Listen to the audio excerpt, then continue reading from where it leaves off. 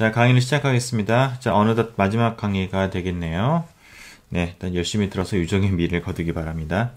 자, 지난 시간에 했던 거 우리가 좀 이렇게 그다음 통계 역학에 대해서 이제 이런저런 것들을 많이 했는데 약간 여러분들이 혼란스러울 수 있을 것 같아요. 뭐 이게 에너지를 어떤 때는 뭐 양자로 계산했다가 퀀텀으로 계산했다가 어쩔 때는 또 이제 그 통계를 갖다가 뭐 구별 가능하다, 가능하지 않다 막 여러 가지가 나왔는데 조금 좀 정리를 좀 해볼게요. 자, 그리고 어떤 시스템은 기술함이, 통계적으로 기술함이 있어서, 그러니까 우리가 이제 크게 두 가지를 이제 구별을 하는 건데, 하나는 이제 우리가 에너지를 어떤 식으로 취급할 것이냐라는 거, 그 다음에 이제 그것은 실은 이제 우리가 어떤 마이크로 스테이트, 통계 우리가 처리를 위한 그 마이크로 스테이트를 어떻게 카운트할 것이냐랑 이제 연관이 되는 건데요. 그게 이제 클래시컬한 방식이 있었어요. 클래시컬한 거에서는 에너지가 우리가 이제 뭐 기본적으로 운동 에너지가 들어가고 더하기 이제 우리 어떤 포텐셜 에너지 x, y, z 뭐 이런 형태가 이제 됐었어요. 이게 이제 에너지 고전적인 그런 에너지가 됐었고요. 자, 이렇게 되면 우리가 이제 마이크로 스테이트는 우리가 x, y, z와 그 vx, vy, vz라고 하는 페이즈 스페이스에서 어떤 포인트로 이제 마이크로 스테이트들이 주어지고 그것이 연속한 변수이기 때문에 실은 우리가 약간 그런 식으로 메쉬 이렇게 작은 메쉬로 나누어서 우리가 이제 그 어떤 구간 안에 들어가 있는 거는 같은 하나의 어떤 스테이트로 우리가 취급을 한다. 이제 그렇게 우리가 얘기를 했었고, 그거를 우리가 이제 더하거나 뭐 이럴 때는 이제 실은 이제 워낙 작은 양이기 때문에 우리가 그냥 적분으로 위상 공간에서 우리가 어떤 적분 형태로 우리가 x, y, z, dx, dy 뭐 이런 식으로 우리가 이제 그 적분 형태로 이제 우리가 그 마이크로 스테이트들을 카운트를 했었어요. 이렇게. 자, 반면에 이제 에너지를 우리가 퀀텀 미케닉과 이번 학기 동안 우리가 여러분들이 내내 이제 했던 것들은 결국 이제 양자화 되는 거를 보는 거죠. 특히 가장 중요한 에너지의 양자화를 본 거고요. 에너지라고 하는 것과 시스템에 따라서 어떤 우리가 퀀텀 넘버가 이제 주어지게 되고요. 어떤 퀀텀 넘버가 있게 되고 그 퀀텀 넘버에 따라서 우리가 에너지와 스테이트가 결정이 됩니다. 그러니까 뭐 예를 들어서 우리가 이제 수소원자로 얘기를 하면 수소원자에는 우리가 그 4개의 우리가 퀀텀 넘버가 있었었죠. 그 중에서 이제 n이 바로 에너지를 우리가 이제 결정을 했던 거고요. 마이너스 n 제곱분의 13.6 일렉트론 볼트라고 하는 그랬던 거고, 여기는 이제 우리가 결국은 퀀텀 넘버라고 하는 거가 하나하나의 상태니까 여기에서는 우리가 이제 인테그럴 할 필요가 없이 그냥 하나하나가 그냥 이런 것들이 하나의 상태가 되는 거예요. 이렇게 어떤 우리가 방이 되는 거죠. 여기서는 이 작은 것들이 방이었다고 하면은, 그러니까 양자역학에서는 굉장히 자연스럽게 우리가 스테이트를 카운트할 수 있게 돼요. 그 중에서 일부 혹은 이제 어떤 뭐 전부의 어떤 그 퀀텀 넘버가 에너지를 결정하게 되는 것이죠. 그죠? 그런 식으로 해서 우리가 이제 퀀텀 미케니컬하게 취급하는 방법이 있어요. 그 이제 에너지하고 마이크로 스테이트를 취급하는 방법이고요. 그 다음에는 이제 우리가 그 통계, 이제 우리가 전체적으로 그러면 입자가 뭐 거기에 우리가 어떤 시스템에 동일한 형태의 입자가 이제 몇 개가 있다라고 했을 때 내가 그 마이크로 스테이트들을 결국은 내가 이제 어떻게 카운트할 것이냐라는 거, 혹은 이제 우리가 결국은 뭐 그걸 카운트해서 결국 나오는 건 뭐냐면은 우리가 제일 중요한 거는 그 각각의 우리가 나오는 거는 이제 어떤 우리가 그 각각의 스테이트들마다 그 입자가 어떤 우리가 특정한 입자라고 입자가 가질 수 있는 여러 개의 어떤 우리가 가능한 상태들인데 거기에 확률적으로 얼마나 들어가느냐라는 거, 이게 이제 혹은 이제 우리가 역으로 얘기를 하면은 그 어떤 우리가 가능한 상태, 그러니까 앞에서 얘기를 하면 우리가 위상 공간이다라고 하면 이제 위상 공간에서 어떤 하나의 방이 되겠죠. 여기 우리가 퀀텀이라고 하면 어떤 이제 이런 방이 되겠고요.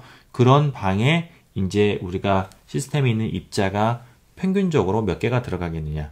이게 그러니까 이건 동적인 시스템이니까 우리가 입자들이 막 서로 왔다 갔다 하는 이제 그런 다양한 뭐 어떤 한 방에만 있지 않고 이제 왔다 갔다 하는 건데 평균적으로 봤을 때 몇 개가 그 방에 있느냐라는 거. 결국은 그런 것들이 우리가 이제 어떤 통계적 규칙을 적용을 해서 우리가 얻어내는 가장 어떤 중요한 어떤 부분이 되겠어요. 오큐페이션 넘버. 자, 근데 그 오큐페이션 넘버가 결정이 되는 거는 이거는 우리가 두 가지로 구별되는데, 하나는 구별이 가능하다. 그러니까 디스팅기셔블 하다. 입자들이 라고 했을 때 이제 우리가 나오는 통계가 있었고, 그렇지 않다. indistinguishable 하다. 서로 구별 불가능하다라고 했을 때 그때 이제 나오는 거고요. 물론 근본적으로 모든 입자는 다 indistinguishable 합니다. 그래서 우리가 말하는 indistinguishable 하다라는 게 더 일반적이고 정확한 거예요. 이게 이제 우리가 요걸 갖다 우리가 이제 퀀텀 다시 말하면 이제 우리가 그 indistinguishhable까지 우리가 고려를 해서 하는 어떤 그런 걸 우리가 이제 퀀텀 스태티스틱스 양자 통계 우리가 이제 그렇게 우리가 얘기를 할 수가 있겠고요. distinguishable 하다라고 하는 거는 우리가 이제 흔히 이제 classical 고전 통계다 라고 우리가 그렇게 이제 얘기를 할 수가 있겠습니다. 오케이. 자, 그런 거. 그래서 요거가 일반적인 겁니다. 마치 우리 양자역학에서 항상 우리가 했던 모든 결과들이 양자역학에서 일반적이었던 건데 그게 어떤 극한에 가서는 우리가 고전적인 결과와 대응이 되고 일치가 되고 뭐 그러는 것처럼 양자 통계라고 하는 거가 가장 정확한 거고요. 그거의 어떤 극한에서 우리가 지난 시간에 잠깐 얘기했었지만은 굉장히 온도가 높아서 혹은 이제 뭐 쉽게 말하면 오큐페이션 넘버가 굉장히 작은 경우에 그럴 때는 내가 구별이 가능하지 않다라고 하는 거가 별로 그렇게 그냥 무의미한 거예요. 워낙에 많이 퍼져 있기 때문에 이게 자 그래서 이제 그런 경우에는 우리가 이걸 또 수렴을 하게 되는 거고 그래서 어떤 하나의 그 양자 통계 하나의 극한이 이제 퀀텀 고전 통계로 넘어가게 되는 겁니다.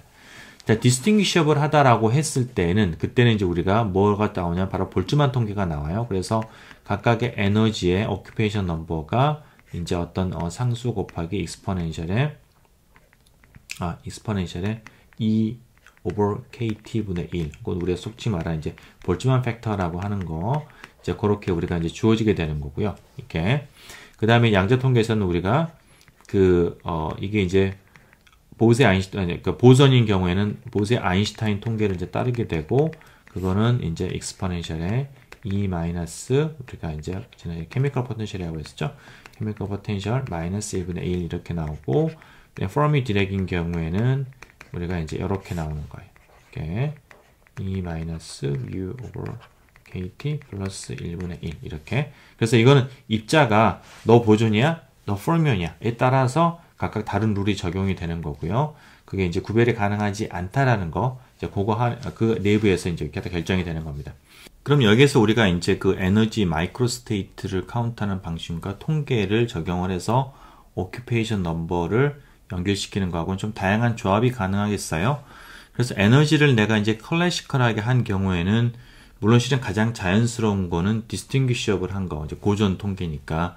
그래서 우리가 볼츠만 통계를 연결시킬 수가 있겠고요. 이제 그렇게 했던 거가 우리가 앞에서 보면은 맥스웰 속도 분포랄지 뭐 중력장에서 그 우리가 밀도의 OP에 따른 밀도의 변화 이런 것들을 우리가 그런 방식으로 적용을 해서 얻었던 거가 되는 거고요.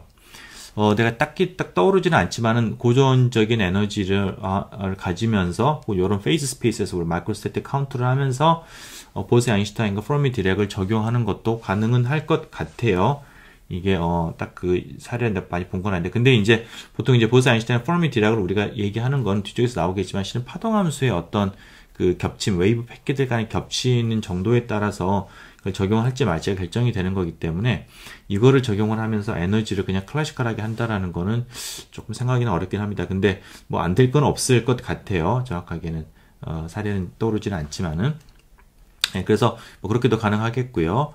그 다음에 이제 퀀텀 미케니컬하게 내가 이제 어떤 에너지나 스테이트를 이렇게 우리가 마이크로스테이트 카운트를 하면서 그러면서 우리가 이제 클래시컬한 통계를 적용할 수도 있겠어요. 이거는 우리가 이제 그 뒤에서 나오겠지만 입자가 이제 구별 가능하다라는 어떤 그런 극한에서는 내가 굳이 복잡한, 실은 이거 되게 복잡하거든요. 여기서 어떤 미지수 같은 것도 들어가 있고 계산 자체도 되게 복잡한 거고요. 그래서 내가 그런 복잡한 보세 아인슈타인 페르미 디렉을 적용하지 않고 그냥 내가 이런 그냥 볼츠만 통계를 적용을 해가지고 할 수가 있겠고요. 물론 뭐 입자 자체가 굉장히 고정이 돼 있다. 내가 예를 들어 수소 원자가 나한테 이제 이렇게 있는데 수소 원자가 뭐 이렇게 뭐 아예 공간적으로 딱딱딱딱 박아져 있다. 뭐 라고 하면은 그러면 당연히 그거는 이제 구별이 가능한 거니까 그런 우리 고전 통계를 적용할 수가 있겠고, 그렇지 않더라도 우리가 뒤에서 얘기를 하겠지만 어떤 극한에서는 이제 고전 통계들을 상당히 적용하는 거가 좋은 어떤 그런 이제 근사가 됩니다.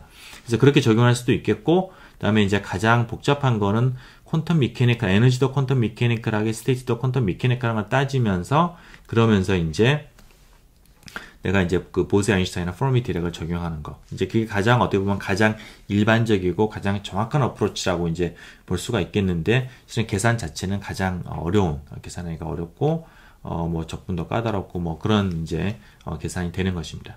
그래서 우리가 그걸 여러분들이 좀 구별을, 해서 앞의 내용들에서 우리가 이제 어떤 경우에는 이렇게 적용을 하고, 어떤 경우는 이렇게 적용을 한 거까지 봤었고요. 오늘은 이제 우리가 어떤 걸 볼 거냐면은 요렇게 적용이 되는 걸 이제 볼 거예요. 이렇게. 자, 그럼 우리가 이제 요런 시스템을 생각을 합니다. 뭐냐면 어떤 이제 주어진 공간 안에 비교적 상호작용이 별로 없는 동일한 입자들이 이렇게 이제 뿌려져 있어요. 그래서 그 안에서 움직이고 있어요. 그러니까 우리가 이제 고전적으로 얘기하면 이상기체에 가까운 거가 되겠죠. 그러니까 서로 상호작용이 없이 움직이고 있으니까. 자, 그랬을 때 내가 여기 이 입자들의 기술함에 있어서 구별이 가능하다고 할지, 가능하다고 해야 될지, 아니면은 구별이 가능하다라고 말할 수 있을지, 아니면 그렇지 않아서 내가 구별 불가능한 것으로 기술해야 될지, 이제 그 경계를 우리가 한번 찾아보고 싶은 거예요. 자, 그럼 우리가 앞에서 얘기했을 때 정말 너무나도 명확하게 내가 예를 들어가지고 이 뭐 컴퓨터 모니터 안에 들어가 있는 전자와 내 몸 안에 있는 전자는 원론적으로는 구별이 불가능하지만 실은 서로 왔다 갔다 하는 게 아니기 때문에 겹쳐져 있는 게 아니기 때문에 우리가 이제 그 서로 완전히 구별 가능한 것으로 기술할 수 있다라고 했었는데, 이제 그걸 조금 더 우리가 자세하게 이제 좀 정확하게 우리가 이제 디파인을 해보면은요, 이런 거죠. 그러니까 그 박스 안에 어떤 주어진 공간 안에 어떤 입자가 돌아다니고 있다라고 하면은 그거는 우리가 좀 더 정확한 양자학적 관점에서 보면 그건 웨이브 패킷이다라는 거 우리가 앞에서 얘기했던 거죠. 그러면 그 웨이브 패킷의 사이즈가 있겠고요. 자, 그 사이즈와 입자들 사이의 간격을 내가 비교를 해서 얘가 많이 떨어져 있다라고 하면은 그러면 서로 파동 우리가 웨이브 입장에서 봤을 때 퀀텀 메케닉스 입장에서 보더라도 서로 겹쳐 있는 게 아니기 때문에 우리가 구별 가능하다라고 해도 문제가 없다라는 거예요. 그죠? 자, 그거를 우리가 한번 기준을 세워보는데요. 여기서 웨이브 패킷의 사이즈는 대체적으로 우리가 그 입자의 우리가 그 웨이브랭스, 그러니까 드브로이 웨이브랭스랑 뭐 비슷한 오더가 될 테니까 우리가 이제 결국은 이제 드브로이 웨이브랭스와 그 다음번에 그 입자들 사이의 평균적인 거리를 비교를 하는데, 우리가 이제 볼륨, 농도의 관점에서 하기 위해서 이제 각각의 거리를 이제 세배합니다. 그러니까 이제 D의 3승이라고 하면 이제 입자들 사이에 우리가 평균적인 그 간격이 예를 들어서 D라고 하면은, 그러면 D의 3승이 의미하는 거는 그 하나의 입자가 차지하고 있는 공간이 되겠죠. 입자당 볼륨이 되겠죠. 그죠? 그 시스템에서 그래서 D가 D입니다, 이게. 자, 그래서 그것과 그 다음에 이제 이 웨이브 패킷이 차지하고 있는 볼륨, 그게 이제 아까 말한 것처럼 대충 그 드브로이 웨이브랭스의 3승 정도로 우리가 생각을 해서 그 두 개를 한번 비교해 보는 거예요.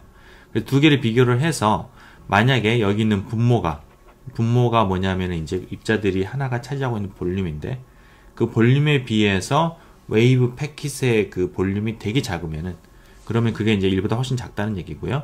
그렇다는 얘기가 서로 구별 가능한 것처럼 우리가 해도 된다? 다시 말하면 고전 통계를 써도 된다는 얘기가 되겠어요. 혹은 볼주만 통계를 써도 된다는 얘기가 되겠어요. 그죠? 자, 그래서 이제 그걸 우리가 좀 자세히 한번 그 기준을 보는 건데, 이 람다는 우리가 이제 드브로이 웨이브랭스는 P분의 H로 주어졌었고요. 여기서 이제 P는 우리가 대충 우리가 2n분의 이제 P의 제곱이 이제 이게 운동 에너지인데, 요거가 이제 우리가 2분의 1 KT 정도로 주어진다. 물론 이제 정확하게 2분의 3 KT 이래야 되는데, 그냥 그런 거 무시하고 그냥 2분의 P 제곱이 등분의 법칙에 의해서 2분의 1 KT로 주어진다. 라고 하면은, 그러면 이제 P가 루트의 MKT가 될 거고요. 그것분의 이제 H가 됩니다. 그죠? 그렇게 되는 거고, 그 다음에 이제 이 D의 3승은 뭐냐면 요거는 D의 3승은 입자당 볼륨이니까 이제 전체 이 박스의 볼륨을 그 안에 들어가 있는 입자의 개수로 나눈 거. V분의 N이 돼서 이렇게 나오는 거고요. 여기서 이제 요 표현식을 이렇게 이제 할 때 지금 여기서 이제 하바를 붙였는데, 그건 여러분 실은 하바를 붙여도 어차피 우리가 이제 오더만 보는 거기 때문에 이제 큰 상관은 없는데, 여러분 교과서에서 다른 방식으로 이걸 좀 여기 얘기를 끌어내거든요. 그래서 거기에 보면 유도 과정에서 하바가 나와요. 그래서 그걸 붙였는데 큰 상관은 없습니다. 우리가 그냥 오더만 볼 거예요. 자, 그래서 이런 양을 우리가 이제 한번 봐서 이게 이제 1보다 얼마나 작으냐 크냐를 갖다 우리가 이제 보는 겁니다. 자, 그래서 우리 이 기준을 두 가지 경우에 대해서 한번 살펴볼게요. 첫 번째는 뭐냐면 공기 중에 있는 이제 질소가스 분자들이 되는데요. 그러니까 대기압 1기압에 여러분 대기의 80%를 이제 N2 가스가 차지하고 있죠. 그래서 그 N2 가스들 그것만 있다라고 했을 때 걔네들이 어떻게 되는지를 이제 계산을 한번 해보면은요. 그러면은 이제 V분의, 그러니까 여기에서 이제 이게, 여러분, PV는 NKT라는 거를 가져오면은, 여기에서 V분의 N은 이제, 그죠? V분의 N, 그죠? V분의 N은 KT over P가 되고요. P는 대기압, 1기압이 되니까 1기압이 이제 한 10만 파스칼, 뭐 이 정도가 돼요. 파스칼이 이제 우리가 SI 단위계에서의 압력이 되겠고요. 볼트만 컨스탄트, 그 다음에 상온, 대입을 해서 여기에다가 넣고서 이제 계산을 하면은 여기 있는 무게는 이제 N2 가스의 무게를 넣어야 됩니다. N2 분자의 무게를 300켈빈 넣고요. 계산하면은 9 곱하기 10의 마이너스 9승이라는 굉장히 작은 숫자가 나옵니다. 그래서 우리가 이제 고전적인 리밋이 만족이 되는 거죠. 자, 그걸 조금 더 구체적으로 들여다보면은 결국은 뭐냐면은 여기에서 이제 이 볼륨을 이제 뭐 n over v를 계산을 해서 역수를 취해서 뭐 3승근 취해가 세제곱근 구해가지고 평균적인 거리를 보면은 그 분자와 가스 상태에서 분자와 분자 사이의 간격은 대략 한 수 나노미터가 됩니다. 이게 나노미터로 이렇게 배열이 되어 있고요. 반면에 이제 여기 뒤쪽에 있는 건 드브로 웨이블랭스는 계산해 보게 되면은 이게 상당히 무겁기 때문에 질소 분자가 뭐 일렉트론에 비해서는요. 그렇기 때문에 0.5옹스트롱 정도 드브로이 웨이블랭스가 나옵니다. 그러니까 이 간격에 비해서 떨어져 있는 나노미터 간격에 비해서 드브로이 웨이블랭스나 아니면 그걸로 만들어지는 어떤 웨이브 패킷의 사이즈는 훨씬 작은 거죠. 그러니까 거의 우리가 이제 서로 이렇게 구별이 뭐 서로 파동함수가 겹치지 않기 때문에 우리가 구별이 가능한 것처럼 기술할 수가 있고요. 그래서 우리가 이제 이런 기체 상태에 있는 그런 분자들은 우리가 다 보면은 고전역학적인 방식으로, 그러니까 에너지도 이제 그 고전적인 뭐 2분의 MV 작업을 쓰고 통계도 볼트만 통계를 써가지고 하는 것들이 문제가 없는 겁니다. 자, 또 다른 상황으로 우리가 이제 실버, 그러니까 은에 들어가 있는 자유전자를 생각을 해봐요. 그러니까 은이 이제 우리가 앞에서 한번 얘기했지만 쭉 일렉트론이 있고 맨 바깥에 최외곽 전자로 S전자가 하나가 있죠. 그 S전자가 이제 자유전자처럼 돼가지고 은이 이제 높은 전도도를 가지게 되는 겁니다. 근데 이게 자유전자처럼 돌아다니다 보니까 상당히 이게 뭐랄까 서로 간 상호작용이 좀 별로 이렇게 크게 느껴지지 않고서 막 자유롭게 돌아다니는 거예요, 말 그대로. 그래서 우리가 이제 앞에서 얘기한 인터랙션이 좀 약간 작은 그런 걸로 우리가 간주를 할 수가 있겠습니다. 이제 근사적으로. 자, 그래서 우리가 이제 그런 전자들이 그러면 이런 척도에서 봤을 때 과연 우리가 구별이 된다고 해야 될 거냐, 아니면 안 되니까 구별이 될 수도 있다고 볼 거냐, 아니면은 그러면 안 되니까 이제 양자 통계를 써야 될 것이냐, 이제 그 척도를 한번 봐보는 거죠. 자, 그럼 위하고는 아래 상황은 두 가지 점에서 큰 차이가 있습니다. 첫 번째는 농도가 달라요. 이게 그러니까 그 나이트로젠 분자 같으면 아까 말한 것처럼 분자들 사이의 간격이 대략 나노미터가 되는데, 이거는 실버 같은 경우에는 원자 하나당 전자 하나가 나오니까 전자와 전자 사이의 간격이 원자 사이의 간격과 비슷하고요. 그러니까 수 옹스트롱이 된다고 볼 수가 있겠죠, 대충.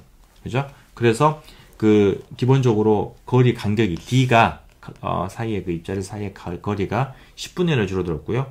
우리가 볼륨으로 얘기하면 1000분의 1이 줄어든 거예요. 그죠? 그래서 보통 이제 우리가 기체하고 고체를 갖다가 그걸 할 때 그 부피가 1000분의 1 정도로 줄어들게 됩니다. 자, 그래서 1000분의 1 정도로 농도가 이제 더 증가하게 되는 거고요. 혹은 요 값으로 이게 요 값이 더 이제 커지게 되는 거죠. 또 다른 하나는 무게예요. 그러니까 설령 같은 온도라고 우리가 하더라도 이게 지금 보면 드브로이 웨이블랭스는 무게의 루트 n분의 1인데 질소 분자보다는 전자가 훨씬 더 가볍죠. 그죠? 우리가 이제 전자 하나에, 그러니까 프로톤이 전자 하나에 한 2000배 정도 되고요, 무게가. 그런 프로톤이 나이트로젠에는 프로톤, 나이트로젠, 뉴트론 해가지고 14개가 들어가 있고, 분자니까 28배가 되는 거잖아요. 그죠? 그러니까 훨씬 더 무겁습니다. 혹은 이제 전자 훨씬 더 가벼워요. 가볍기 때문에 거기 이제 분모에 들어가 있으니까 값을 더 키울 수가 있는 겁니다. 이게. 자, 그래서 그걸 계산해 보면, 자, 근데 여기서 한 가지 우리가 이제 드브로이 웨이블랭스 계산할 때, 이제 우리가 대충 이제 똑같은 요 공식을 가져왔는데, 실은 바로 다음에 나오겠지만은, 이와 같은 시스템에서는 우리가 이게 이제 이거는 우리가 요게 모멘텀이 이런 거에 이제 비례한다라는 거는 이거 자체가 지금 고전 통계에서 나온 거잖아요. 그죠? 우리가 등분의 법칙을 적용을 했으니까. 그래서 실은 이 우리가 전자에는 맞지 않아요. 뒤에 바로 다음에 얘기하겠지만. 그런데 그냥 뭐 한번 써보면은 일단은 어떻게 되냐? 값이 커져요. 굉장히 커져가지고 아까 말한 그 두 가지요. 농도가 늘어난다. 두 번째는 가볍다. 가벼워서 웨이브랭스가 훨씬 길어진다라는 거. 그래서 그것 때문에 요 값이 굉장히 수백 정도로 이제 증가하게 되고요. 그래서 뭐냐? 이때는 이 조건을 클래시컬한 리밋을 만족하지 못합니다. 고로 이 경우에는 우리가 비록 그 실버 안에 이제 전자가 이렇게 우리가 들어가 있는 것들이 하나당 하나가 있고 그 다음에 실버가 뭐 무슨 우리 양자 오물처럼 그렇게 작은 거는 아니고 꽤나 우리가 뭐 큰 뭐 덩어리 저희는 벌크잖아요. 그럼에도 불구하고 거기에 있는 거는 우리가 이제 그 퀀텀 미케닉스를 적용을 해가지고 해야 된다라는 거. 그럼 고전 통계를 적용하면 안 된다라는 거. 이제 그게 되겠습니다. 그게 바로 여기에서 말하는 이제 요러한 사례가 되겠어요. 이제 fermi온인데 우리가 보면 농도가 하이 컨센트레이션이 돼가지고 이제 우리가 어떤 퀀텀 미케닉스를 적용을 해야 되는 경우. 이제 그런 경우가 되겠고요. 이제 그런 식으로 우리가 이제 고전적인 클래시컬한 가스와 달리 어떤 양자적인 특성, 그러니까 에너지 레벨과 그 다음에 통계를 양자역학을 써가지고 해야 되는 그런 시스템을 우리가 이제 일명 뭐라고 하냐면은 퀀텀 가스다라고 얘기를 해요. 그러니까 클래시컬 가스는 그냥 구별 가능한 볼트만 통계를 써가지고 하는 거고 이거는 퀀텀 가스가 되는 겁니다. 자, 그리고 이제 뒤에서 우리가 나오게 될 또 다른 하나의 사례는 이 경우에는 온도가 뭐 낮거나 그러는 거 아니에요. 온도가 그냥 보통 상온이라고 하더라도 기본 우리가 이제 여기에서 그 어떤 농도나 이런 것 때문에 이제 우리가 그런 양자 통계를 적용을 해야 되는데 이제 보존의 경우에 우리가 뒤에서 얘기를 하겠지만은 입자가 이런 거시적인 뭐 나이트로젠 아니면 헬륨 정도의 어떤 거시적인 입자인데도 이게 극저온이 되게 되면 온도가 낮으면 이게 T가 떨어지게 되면요. 굉장히 떨어지게 되면 이 값이 또 증가합니다. 그래서 그때는 또한 우리가 구별 가능한 혹은 파동 함수가 서로 이렇게 떨어져 있다라고 볼 수가 없는 그런 상황이 나오게 되고요. 그런 경우에 우리가 독특한 또 어떤 현상이 나오게 됩니다. 그래서 그런 이제 보세 아인슈타인 컨덴세이션이라는 현상이 나오게 되는데 이제 그런 사례도 이제 얘기를 하겠어요. 자, 그래서 우리가 퀀텀 가스는 이제 그런 우리가 양자 통계를 적용을 해야 되는 퀀텀 미케닉스뿐만 아니라 통계적인 관점에서도 그 페르미이면 페르미 디렉 통계, 보존이면 보세 아인슈타인 통계를 적용을 해야 되는 그런 시스템을 우리가 퀀텀 가스라고 얘기를 하는 거고요. 우리가 이제 이어서 그 두 가지 하나는 이제 요거에 해당이 되는 이제 그런 페르미온에 해당되는 퀀텀 가스와 그 다음에 이어서 우리가 보존에 해당되는 퀀텀 가스 그 두 가지를 갖다가 얘기를 하겠습니다. 자, 그래서 우리가 이제 앞선 내용에서 이제 우리가 그 실버에 있는 자유전자는 뭔가 우리가 퀀텀 통계, 퀀텀 가스로 취급해야 된다는 건데요. 이제 그 부분을 좀 더 자세히 논해 보도록 하겠습니다. 자, 이제 실버에 있는 자유전자 같으면은 실은 이제 전자 사이 혹은 이제 전자하고 원자 사이의 그 상호작용이 굉장히 약해서 실은 금속들이 이것들 많이 가려주기 때문에 스크리닝을 하기 때문에 자유전자들이요. 그렇기 때문에 그걸 우리가 이제 마치 좀 상호작용이 약한 어떤 그런 우리가 시스템으로 기술을 할 수가 있습니다. 여러분 요 부분 내용은 좀 자세히 알고 싶은 학생은 그 실은 재료의 전자기적 성질에서 이제 나오는 내용이거든요. 그 조금 더 우리가 이제 간단하게 이제 소개를 하겠는데 좀 자세한 내용을 알고 싶은 학생은 그 내 강의 중에서 오픈되어 있는 강의 중에서 그 우리 홈페이지 와보면 이제 구글 클래스 중에서 재료의 전자기적 성질이라는 과목이 있어요. 그거의 챕터 2를 보면 첫 번째 소개되는 내용일 겁니다. 아마 이제 그걸 보면 조금 더 체계적으로 이제 다루고 있어요. 자, 그거를 우리가 이제 보는데 그래서 기본적으로 뭐냐면 우리가 어떤 이제 금속이 있는데 요거가 어떤 거시적인 거예요. 우리가 앞에서 이제 무한 양자 오물을 할 때는 보통 우리 좀 작은 시스템을 많이 우리가 염두에 두고 했었는데 지금은 거시적인 거예요. 우리가 눈에 보이는 그 정도 사이즈의 이게 뭐 센티미터도 될 수가 있겠고 그런 이제 우리가 이 금속 안에 전자들이 있는 거예요. 자, 그거를 우리가 이제 3차원 무한 양자 오물 모델로 지금 우리 이해를 해보고 싶은 겁니다. 그래서 첫 번째는 우리가 이제 이미 하긴 했었지만 이제 에너지 레벨에 대한 걸 우리가 이제 논하고요. 그 다음 거기다 우리가 이제 페르미 디렉 통계를 적용을 해가지고 물성을 끌어내게 됩니다. 자, 그러면은 여기에서 이제 요거를 이제 계산하는데 우리가 각 방향의 길이가 L이라고 했을 때 이제 우리가 이제 그걸 계산하는 건데 그거가 이제 우리가 앞에서 구했던 것처럼 에너지는 이렇게 주어지죠. 2mL제곱에 n제곱, 파이제곱, 하바제곱 되는 거고, 여기서 이제 n제곱은 뭐냐면은 우리가 각 방향으로의 그 양자수, 이제 nx, ny, nz 이거 다 세 개 다 이제 우리가 자연수에 해당이 되는 거겠고요. 이렇게 주어진다는 거 여러분들 앞에서 우리 배웠던 내용 다시 한번 좀 리마인드 하기 바랍니다. 자, 이렇게 주어져 있어요. 자, 근데 여기에서 우리가 앞에 상황과는 전혀 다른 게 뭐냐면은 이게 일단 거시적인 시스템을 염두를 해둔 거고요. 염두를 해둔 거고, 그 다음에 다루는 전자도 앞에서는 우리가 뭐 딱 그런 얘기는 하진 않았지만 우리가 뭐 한 개, 두 개 뭐 이 정도 우리가 한 개, 두 개라기보다도 우리가 뭐 여러 개를 우리가 다루는 얘기를 하진 않았었어요. 자, 근데 여기서는 우리가 지금 전자가 아보가드로 수 정도의 개수. 그러니까 이게 지금 뭐 거시적인 사이즈이기 때문에 이 안에 들어간 전자는 아보가드로 수 정도의 굉장히 많은 개수의 전자가 있는 겁니다. 그죠? 자, 그래서 여기는 이제 nx, ny, nz가 뭐 그라운드 스테이트는 111이고 뭐 112고 이렇게 쭉 올라가는데 그것들을 각각의 하나하나의 상태마다 우리가 스핀 업 다운, 전자로 얘기를 하면은 스핀 업 다운이 이제 두 개의 그 입자가 들어가게 되는 거죠. 전자가 들어가게 되는 거죠. 그러면 그걸 우리 아보가드로 수만큼 채워야 되기 때문에 무지무지 높은 이제 그 n 값까지도 우리가 쫙 채워야 되는 겁니다. 그죠? 이게 뭐 굉장히 10의 수십 승 정도의 이제 그 정도까지도 이걸 이제 채워야 되는 거예요. 자, 그런 점에 이제 앞의 상황과는 전혀 다른 겁니다. 자, 이걸 갖다 우리가 이제 그 다룸에 있어서 앞에서 했던 우리가 이제 댄스 스테이트라는 개념을 우리가 다시 이제 가져오게 되는데요. 그러니까 너무나 이거는 지금 상태가 많기 때문에 이걸 하나하나 우리가 다 카운트를 한다라는 거는 불가능한 거고, 실은 그렇게까지 할 필요가 없겠고요. 뭐냐면은 우리가 이제 어떤 특정한 에너지에 몇 개의 상태가 있는지를 우리가 계산을 하고, 그 다음에 거기에 각각의 그 상태에 이제 우리가 페르미 디렉 통계를 따라서 그 에너지 값에 따라서 이게 이제 채워진다라고 접근하는 겁니다. 자, 그래서 우리가 이제 필요로 한 건 뭐냐면은 그러면 에너지야 E에 얼마만큼 많은 상태가 있느냐를 얘기를 하는 댄스 스테이트, 혹은 보다 정확한 개념은 이제 댄스 스테이트라고 하는 거는 E하고 D 사이에 들어가 있는 그 이제 개수가 바로 이제 댄스 스테이트에다가 우리가 이제 DE를 곱한 거가 이제 E하고 DE 사이에 들어가 있는 상태의 개수가 됐었죠. 이제 그걸 우리가 이제 카운트를 해야 되는 겁니다. 자, 그건 이런 식으로 계산을 할 수가 있어요. 자, 우선은 우리가 이제 공간을, 가상적인 공간인데, nx, ny, nz 축으로 이루어져 있는 3차원 공간을 생각을 합니다. 여기는 nx, ny, nz가 돼요. 이렇게. 3차원 공간이고요. 자, 그럼 이 3차원 공간에서, 이 이제 1사분면 우리가 총 이제 8개의 그 이제 공간이 이렇게 이제 플러스 마이너스 나눠져 있는데 그 중에서 우리가 이제 first quadrant 제1 4분면, 8분면, 제1 8분면이 되는 건데, 그러니까 nx, ny, nz가 다 양수인 이쪽 구간에서 이 자연수로 이루어져 있는 점들, 그러니까 예를 들어 이런 점 하나가 이제 nx는 3이고 ny는 nx는 3이고 ny는 1이고 nz는 2인 이제 그런 점이에요. 그런 우리가 자연수의 값을 가지는 점들을 다 점을 찍으면은 요 점 하나하나가 뭐냐면은 우리가 말하는 그 상태에 해당이 되는 거예요. 그죠? 그리고 여기에다가 우리가 스핀까지 넣게 되면 이제 스핀 업 다운이 2개씩 들어가게 되는 거죠. 자, 그래요. 자, 그러면은 내가 이제 에너지를 보면 에너지는 지금 요 3개의 값의 제곱에 비례해서 주어져 있잖아요.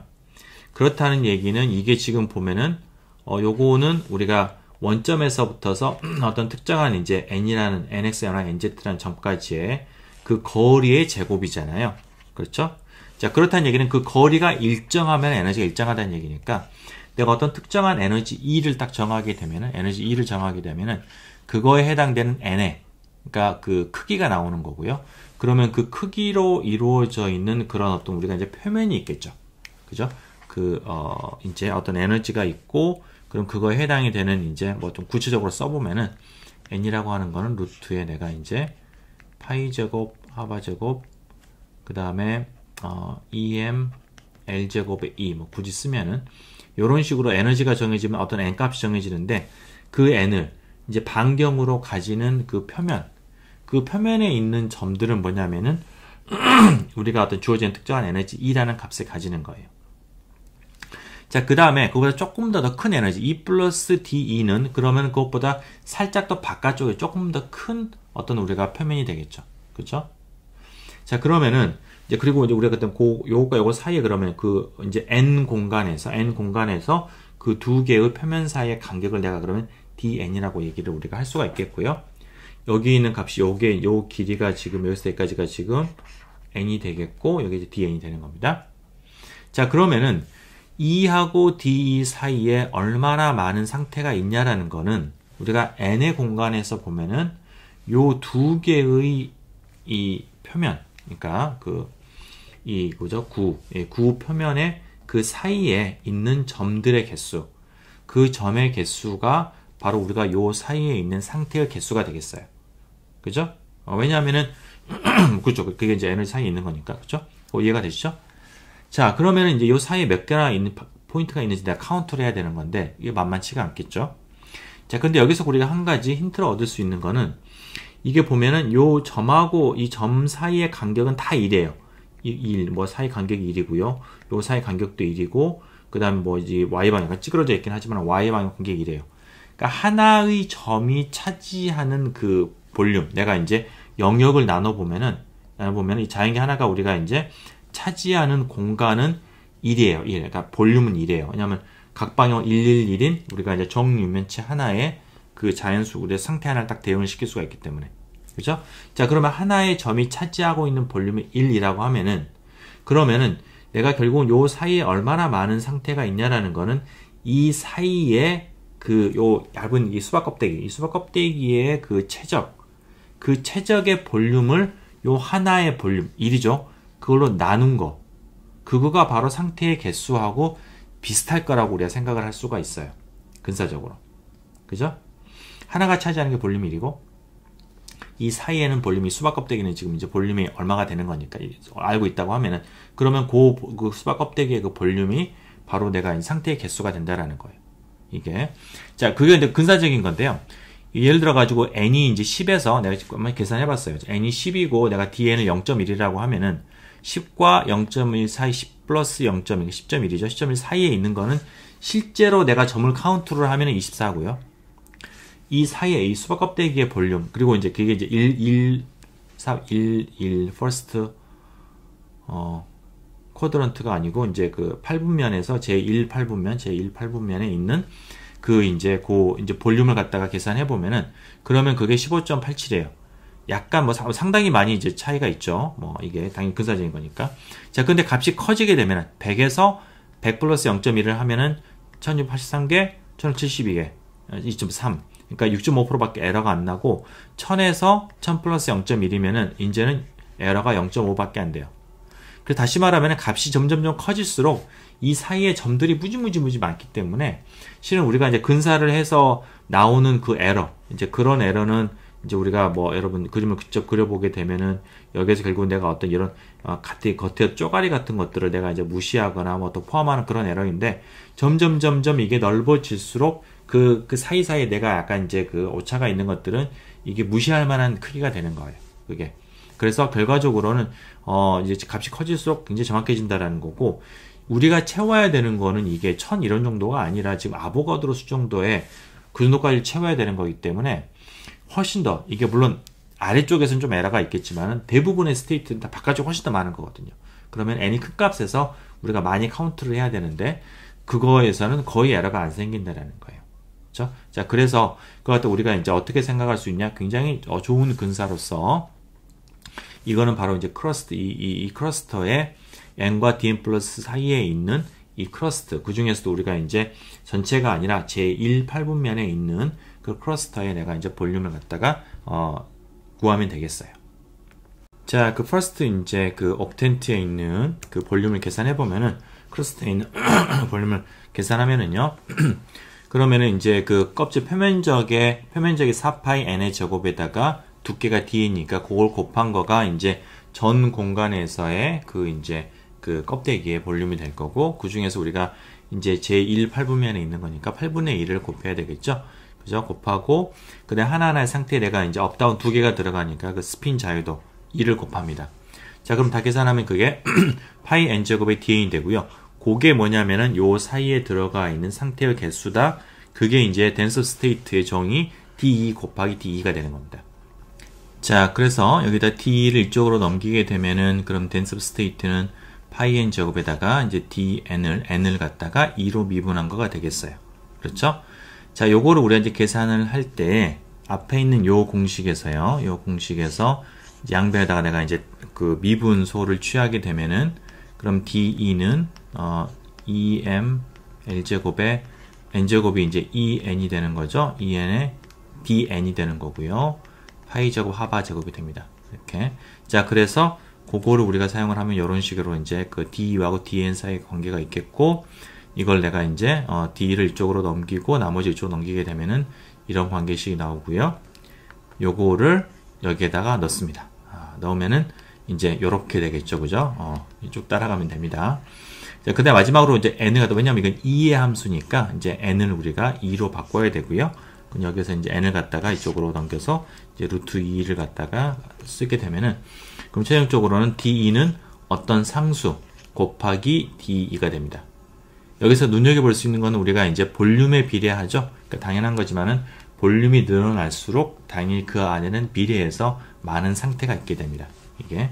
그래서 어떤 상수 곱하기 루트 2에 비례하는 이제 그런 특징이 있어요. 여러분 앞에서 우리가 그 그러니까 앞에서 우리가 그 1차원에서 dense of state 할 때 1차원 무한 양자음을 같으면은 dense of state가 루트 2분의 1에 비례해서 이렇게 이제 되는 그런 형태였었는데 3차원이 되니까 형태가 달라지게 되죠. 그죠? 그거는 이제 차원에 의해서 우리가 이제 이게 어떤 우리가 이런 같은 에너지에 존재하는 다른 여러 개의 상태가 있기 때문에 그것 때문에 이제 에너지가 증가하면서 그게 더 이제 값이 많아지게 되는 겁니다. 이렇게. 자, 그래서 이런 식의 우리가 함수로는 이제 에너지가 2가 이렇게 돼 있고 그 다음 dense of state가 이렇게 있다라고 하면은 이런 우리가 루트 2에 비례하는 그런 형태가 되는 것이죠. 자, 우리가 일단 dense of state를 구하면은 실은 대부분의 우리가 알고 있는 물리적인 양들을 이제 구할 수가 있는데요. 우선 첫 번째 이제 우리가 이제 어떤 걸 이제 여기서 계산해 보냐면은 우선 일렉트론의 개수. 자, 보세요. 우선은 이제 뭐냐면은 내가 이제 dense of state가 있고요. 그러니까 dense DE 곱하기 DE가 의미하는 게 뭐냐면은 E하고 D 사이 들은 상태의 개수가 되고요. 근데 거기다 내가 그 Fermi Dirac 통계, 그러니까 여기서 이제 퀀텀 통계를 내가 도입을 해야 됩니다. 왜냐면 워낙에 아까 말한 것처럼 distinguishable 하지 않기 때문에 indistinguishable한 걸 우리가 고려해야 되기 때문에 퀀텀 통계를 써야 되는 거고, 그 다음에 일렉트론 fermi온이니까 Fermi Dirac 통계를 쓰는 겁니다. 그래서 그게 이제 우리가 exponential에 이제 E-μ의 chemical potential 다 플러스 1분의 1 혹은 여기에서 우리가 fermi온인 경우에는 뮤를 우리가 일명 뭐라고 하냐면은 이제 페르미 레벨이라고 얘기했었죠. 이제 에너지가 페르미 레벨이 되면 딱 절반이 되는 이제 값. 자, 이런 형태로 표현이 돼요. 이게. 자, 그럼 요게 말하는 거는 내가 예를 들어서 지금 이제 D하고 D가 여기 dense state가 얘기를 하는 거는 예를 들어 비유하자면 무슨 뭐 호텔 같은 게 있어서 호텔이 이제 쭉 이렇게 이제 각 층마다 이제 이게 방이 몇 개인지를 이렇게 쭉 얘기를 하는 거가 되겠고요. 이게. 그 다음에 여기 있는 이제 occupation number는 거기에 몇 명의 사람이 들어가 있냐, 각 방에 몇 명이 들어가 있냐를 에너지별로, 그러니까 우리가 호텔로 얘기를 하면 그 층별로 이렇게 다 똑같다고 치고, 그 층에 의한 의존을 하는 이제 그런 occupation number가 되겠고요. 그 값을 곱하게 되면은, 그럼 각 층마다 이제 몇 명의 사람이 들어간지가 나오고요. 근데 이게 fermioni니까 이제 1 이하가 되겠죠? 그래서 두 개를 곱하게 되면 각 층마다 이제 내가 몇 명이 있는지가 나오고, 그거를 다 모든 구간에 다 적분을 하게 되면은 전체 투수객의 숫자가 나오게 되겠죠. 그죠? 그게 바로 우리가 이제 가지고 있는 일렉트론 N이. 그러니까 내가 어떤 이제, 특정한 이제 이 사이즈의 내가 어떤 물질을 가지고 있다. 실버, 은을 가지고 있다라고 하면은 거기에 들어가 있는 실버 원자의 개수만큼의 일렉트론이 있는 거죠. 그죠? 그래서 그것만큼이 딱 나와야 되는 겁니다. 이게. 자, 그럼 여기서 결정이 되는 건 뭐가 결정이 되는 거냐? 실은 포뮬 레벨이 결정이 되는 거예요. 뮤라고 하는 거는 지금 뮤 값은 우리가, 그러니까 여기 dense state랄지 뭐 다른 것들은 우리가 다 그냥 뭐 에너지에 따라 변하는 거고요. 그다음에 온도도 지금 주어져 있어요. 바깥에서 우리가 몇 도인지가. 그렇다라고 하면은 내가 뮤가 바뀜에 따라서, 뮤가 왔다 갔다 함에 따라서 실은 이 개수가 이 적분값이 바뀔 수가 있습니다. 이게. 그런데 그 중에서 내가 바깥에서 현재 지금 가지고 있는, 바깥이라고 이상하지만, 내가 가지고 있는 전자의 개수 하고 동일한 값이 나오는 뮤가 얼마냐. 그걸 찾는 거예요, 실은 여기에서. 그래서 그게 바로 뭐냐면 고온도에서의 그 시스템의 퍼밀 레벨이 되는 겁니다. 이게. 자, 그래서 요 이퀘이션이 결정을 하는 거는 바로 이제 퍼밀 레벨을 결정을 하는 건데요. 이 적분이 일반적으로는 뭐 당연히 아날리틱하게는 안 됩니다. 그래서 복잡하고 이제 수치적으로 이제 해야 되는 부분이고요.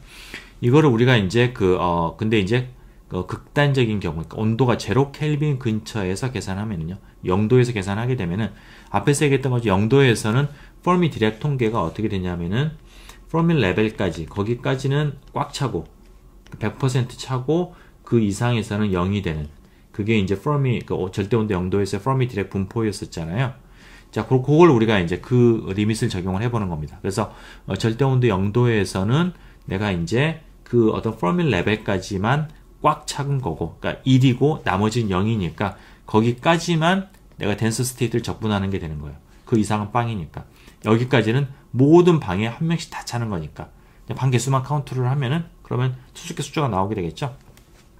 그렇습니다. 자, 그래서 그걸 갖다가 이제 계산을 하는 거가 되겠고요. 이제 그 여기에서 얻은 이 덴서 스테이트 이 공식을 여기다가 놓고서 계산을 하면은 결국 어떤 상수가 나오고, 그 다음에 이제 루트 2를 갖다가 적분하는 거가 되겠고요. 그걸 적분을 하게 되면은 이런 식으로 값이 나오게 됩니다. 이게. 자, 그럼 여기에서 우리가 이제 퍼밀 레벨을 역으로 구하는 거예요. 실은 이제 볼륨이나 이 내가 가지고 있는 어떤 이제 이 금속 실버의 볼륨이나 그 안에 들어가 있는 개수는 딱 정해져 있는 거기 때문에 실은 이 관계식이 말해주고 있는 건 퍼밀 레벨을 얘기를 하는 건데, 그걸 뒤집게 되면은 퍼밀 레벨이 이런 식으로 조직이 됩니다. 그러니까 뭐냐면은 이제 뭐 이건 전자의 무게나 상수가 되겠고요. 결국은 뭐에 의존하느냐? 바로 그 이제 단위 최적당이 몇 개가 있느냐라는 거. 그거에 비례해서 이제 그거에 의존해서 이 퍼밀 레벨이 결정이 되게 됩니다. 이렇게. 자, 구체적인 값을 한번 계산해 보겠습니다. 이렇게 퍼밀 레벨은 순전히 이제 볼륨당 몇 개의 전자가 있는지에만 의존을 해서요. 실버의 경우에는 여러분들이 이제 어떤 원자들 사이의 뭐 밀도랄지 뭐 그런 걸로 계산해 보면은 미터의 3승당 세제곱미터당 5.86 곱하기 10의 28승계 정도의 이제 원자가 들어가 있습니다. 그러니까 원자들 사이의 간격이 그냥 a few angstrom이에요. 자, 그 값을 놓고서 계산을 해보면은 쭉 놓고 계산해 보면은요, 이게 5.5 일렉트론 볼트가 나옵니다. 자, 오늘의 퀴즈 여기다 놓고서요. 그 다음에 이제 일렉트론 매스를 집어넣고 이걸 계산해 보는 것. 그래서 5.5 일렉트론 볼트가 나오는 거를 직접 여러분들이 확인해 보기 바랍니다. 자, 그래요. 여기 이제 퍼밀 레벨이 된 거니까 이게 제로 켈빈에서 제로 템퍼러처에서 이제 퍼밀 레벨이 되는 거고요. 자, 이게 이제 어떤 의미냐면은, 그러니까 내가 이제 뭐 원래 3차원이지만 1차원으로 비유를 하자면은 이렇게 에너지 레벨들이 이제 그 어떤 뭐 무한 양자음물 혹은 유한 양자음물에 이제 이렇게 레벨들이 쭉 이렇게 있고, 내가 맨 아래에서부터서 그라운드 스테이트부터서 일렉트론을 이제 2개씩 쭉 채워가지고 내가 아보가드로 수만큼은 이제 물론 여기서 볼륨에 따라서 달라지는 거긴 하겠지만 하여튼 그런 거시적인 개수를 내가 넣어주게 되면은 그때 맨 위에 차는 그 에너지가 바닥에 제로부터서 5.5 일렉트론 볼트까지 에너지가 채워지게 됩니다. 이게. 그리고 또 이제 그 위는 비워지다가 결국은 뭐가 나오느냐, 이제 백큐엄이 나오게 되겠죠. 그죠? 자, 그래서 이제 결국 뭐냐면 이 퍼밀 레벨이라고 하는 거가 이제 그 채워져 있는 거에 가장 위쪽의 에너지가 되는 거기 때문에 이 퍼밀 레벨과 그 다음에 이제 요 사이에, 백큐엄 사이 차이가 바로 뭐냐면은 우리가 알고 있는 일 함수가 되는 겁니다. 워크 펑션이 되는 거예요. 이게. 자, 그리고 우리가 이제 그 다음으로 이제 토탈 에너지를 계산을 해볼 수가 있어요. 이거는 뭐냐면은 앞에도 비슷한 방식으로 계산했었는데 상태에다가 각각의 상태에 들어가 있는 이제 오큐페이션 넘버를 곱하면은 그 에너지에서의 이제 그 에너지를 가지는 입자의 개수가 되는 거죠. E하고 D 사이에 있는 그것들의 에너지 E를 곱하고 그걸 다 더하게 되면은 그게 이제 토탈 에너지가 되는 겁니다. 시스템의 전체 에너지. 물론 그 일렉트론만의 일렉트론 그 자유전자에 의한 그 에너지를 얘기를 하는 거예요. 자, 그게 이제 마찬가지로 계산이 복잡해서 혹은 이제 우리가 이제 t = 0이라는 근사를 우리가 이제 극한을 취하게 되면은 0에서 퍼밀 레벨까지만 살아남고 이제 오큐페이션 넘버가 1이고 위는 0이니까 이렇게 우리가 축약이 되겠고요. 그 다음에 덴서 스테이트는 우리가 앞에서 구한 형태를 가져다가 똑같이 이제 계산을 합니다. 그러면 이제 비슷한데 적분이 이제 루트 2가 아니라 루트 2의 3승 혹은 2의 2분의 3승이 돼가지고 적분값이 이렇게 이제 바짝 바뀌게 되겠어요. 요게 토탈 에너지입니다. 자, 그럼 내가 이제 토탈 에너지를 그 전자의 개수로 나누게 되면은 그러면 전자당 하나당 그 전자의 그 평균 에너지가 나오게 되겠죠. 나누게 되면은 요거를 이제 앞에 있는 요걸로 나눈 겁니다. 이걸로 나눈 건데 잠깐만 이거 아니라 요거죠. n을 요걸로 나눈 겁니다. 나누게 되면 앞에 있는 프리팩터는 다 없어지게 되고요. 남는 거는 5분의 3의 퍼미 에너지, 제로 켈빈에서의 그 퍼미 레벨에 이제 그게 이제 평균 에너지가 되는 겁니다. 그러니까 여기 이제 이게 퍼미 레벨이라고 하면은 대충 한 중간보다 약간 위쪽에 그 값이 이제 우리가 평균적인 퍼미 레벨, 평균적인 일렉트론 에너지라는 것이죠. 이게 자, 우리가 이제 여기까지 결과를 이제 다 제로 켈빈에서 구했는데요. 실은 이제 유한한 온도가 되면 어떻게 될 것이냐. 자, 근데 여기에서 지금 중요한 부분이 뭐냐면 이 퍼미 레벨의 에너지 5.5 일렉트론 볼트잖아요. 이게 열 에너지로 얘기를 하면은 이제 열 에너지로는 우리가 뭐 한 1 일렉트론 볼트 거의 11,000 켈빈에 해당이 된다고 했었잖아요. 굉장히 높은 에너지인 겁니다. 이게 그 어떤 열 에너지 관점에서는. 자, 그렇기 때문에 이게 실은 이제 온도가 유한하다고 했을 때 그 오큐페이션 넘버가 이제 제로 켈빈에서의 스텝 펑션인데 온도가 우리가 올라가게 되면은 그러면 이게 이제 살짝 이렇게 이제 그 근처에서 퍼미 레벨 근처에 살짝 바뀌게 됩니다. 조금 바뀌어가지고 이렇게 이제 분포를 만들게 되는데 요게 이제 변하는 정도가 대략 열 에너지랑 비슷하거든요. 이게 그 이제 온도에서의 KT 정도랑 비슷한 건데 요 퍼미 레벨 자체가 워낙에 높다 보니까 이 KT 정도로 변하는 거는 웬만큼 온도가 높지 않고서는 큰 우리가 형태의 변화가 없어요. 그러니까 거의 스텝 펑션이 약간 좀 이렇게 스미어링 된 어떤 그런 형태로만 나오게 됩니다. 자, 그래서 우리가 비록 여기서 얻은 결과들이 제로 켈빈 결과들이긴 하지만은 상호는 물론이고 우리가 뭐 웬만한 온도, 그러니까 수천 켈빈 정도가 되더라도 이런 우리가 이런 전반적인 어떤 퍼미 레벨의 위치랄지 아니면 어떤 이런 분포 같은 거 그런 것들은 큰 변함이 없습니다. 그래서 우리가 비록 제로 켈빈이긴 하지만은 그 결과는 충분히 우리가 상온이나 그 이상의 온도에서도 우리가 충분히 적용을 할 수 있는 이제 그런 결과가 되는 거예요. 자, 여기서 우리가 한 가지 이제 고전 통계 혹은 고전 역학과는 드라마틱하게 다른 차이점을 우리가 볼 수 있습니다. 이런 것과도 연관이 되는 부분이겠는데요. 뭐냐면은 우리가 이제 고전 역학적으로는 이와 같이 우리가 인터랙션 하지 않는 어떤 그런 가스가 있다라고 하면은 그것들의 평균 운동 에너지가 얼마냐면은 등분배 법칙에 의해서 2분의 3 KT가 됩니다. 그거는 이제 우리가 뭐 300켈빈에서로 환산을 해보면은 그 0.04 일렉트론 볼트거든요. 자, 그런데 여기에서 이 일렉트론 가스에 우리가 퍼미 디렉 통계를 적용을 한 일렉트론 가스에 그 평균 에너지는 여기에서 이 에너지는 평균 에너지는 다 운동 에너지. 왜냐하면 이 내부는 우리가 파티클이나 박스 모델에서는 포텐셜이 없는 거잖아요. 에너지는 다 운동 에너지입니다. 운동 에너지가 얼마냐? 무려 이제 5분의 3이니까 대략 한 3 일렉트론 볼트 이상이 되는 거예요. 여기는 0.04밖에 안 되는데 거의 100배의 차이가 있는 것이죠. 자, 그 가장 큰 이유는 바로 이제 우리가 퍼미 디렉 통계 혹은 이제 퍼미 디렉 통계가 반영하고 있는 파울리 베타올리. 그러니까 하나의 스테이트에는 하나밖에 못 들어간다라는 거.